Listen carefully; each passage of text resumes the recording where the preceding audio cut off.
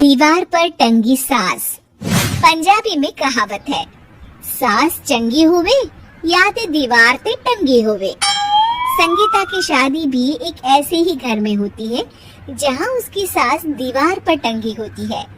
ससुर और पति शादी के पहले दिन उसे सास के फोटो के सामने ले जाते हैं, जहां ससुर जी कहते हैं, बेटा बेटा संगीता, ये तुम्हारी सास थी, बहुत नेक और भली, लेकिन थोड़ी गुस्सैल थी। गुस्सा आने पर सब तहस नहस कर देती थी, पर अब ये इस दुनिया में नहीं है।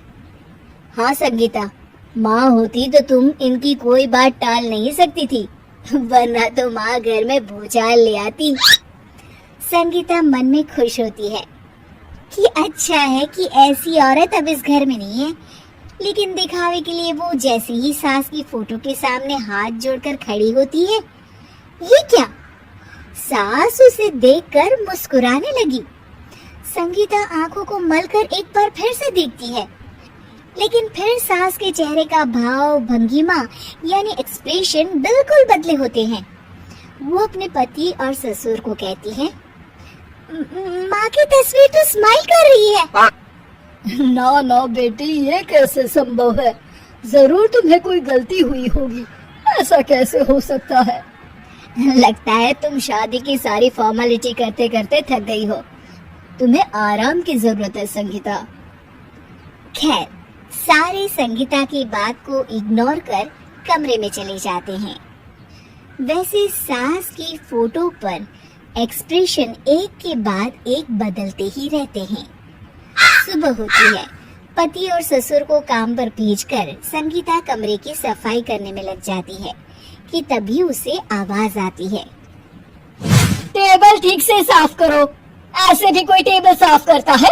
इससे अच्छा तो ये गंदा ही था। किसी औरत की आवाज सुन संगीता दंग रह जाती है और सोचने लगती है कि आवाज कहाँ से आई। आवाज को नजरअंदाज कर वो फिर से अपना काम करना शुरू करती है, लेकिन इस बार तो आवाज बिल्कुल उसके कान के पास से आती है। मेरा घर है ये, जब तक मैं थी चमका कर रखती थी, हर एक चीज शीशे की तरह थी। तुम्हें तो ना सफाई आती है ना कुछ पता है। क्यों तुम्हें मेरे घर की जिम्मेदारी दे दी गई है? पता नहीं तुमने मेरे बेटे को क्या दिखाई दिया। मैं होती तो एक से बढ़कर एक लड़कियों की लाइन लगा देती। अब संगीता को समझने में देर नहीं लगी कि ये आवाज किसी और की नहीं बल्कि उसकी सास की है, जो दीवार पर टंगी है।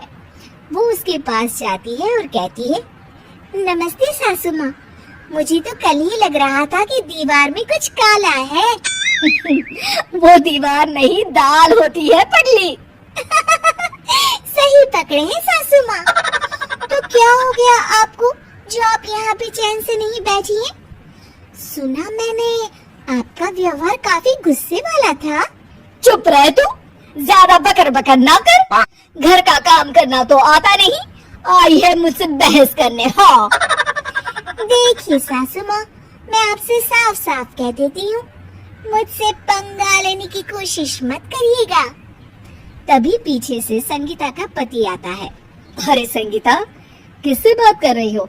कौन है वहाँ? संगीता की सास की फोटो फिर से पहले जैसी हो जाती है। आपकी माँ से कह रही थी कि मुझे काम करना आता। अरे संगीता, माना सास के ताने हर बहू को अच्छे लगते हैं, लेकिन यहाँ तो माँ है ही नहीं, तुम तो फोटो से ही। तुम भी लाजवाब हो संगीता। किसी को विश्वास नहीं होता कि संगीता अपनी मरी हुई सास की फोटो से बात करती है। वहीं आए दिन संगीता की सास संगीता को किसी न किसी बात पर आते जाते ताने देती। संगीता को भी अब सास के तानों और उनसे बात करने की आदत हो गई। वो कभी खानदान की कहानी तो कभी तीज त्योहार कैसे मनाए या किसी व्यंजन की रेसिपी सास से ही पूछती। सारा दिन घर में अकेली संगीता की सास अब उसके लिए तानों के साथ पक्की साथी की तरह भी रहने लगी थी, जो किसी और को नहीं बल्कि संगीता को ही सुनाई देती। तो देखा आपने, सास बहू का रिश्ता हर रिश्ते से ऊपर होता है, फिर चाहे वो खट्टा हो या मीठा।